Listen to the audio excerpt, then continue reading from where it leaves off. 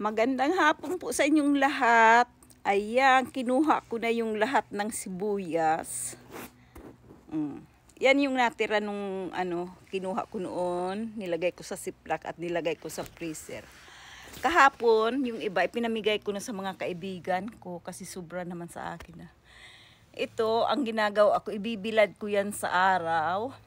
Pero mamaya, lilinisin ko yan, tatanggalin ko yung mga dahon. Sorry guys, hindi ko pa yan nalilinis kasi busy ako. Nagkakat ako ng grass. Habang naghihintay ako kasi ichina-charge ko yung lawnmower. Ayan, kinuha ko yung sibuyas kasi 3 araw lang ang diop ko ngayon. Kaya busy ang lula nyo. Diba? Yung iba maliliit yan, pero okay naman pang sarili lang, hindi naman pambinta. Yung medyo malalaki binigay ko sa mga kaibigan ko. Kasi marami na rin akong naipon. May git na yatang 10 ziplock yung nailagay ko sa freezer.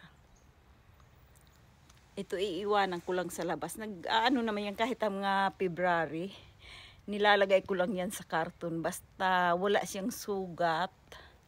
Diba? Pero mamaya lilinisin ko yan. Tatanggalin ko yung mga dahon.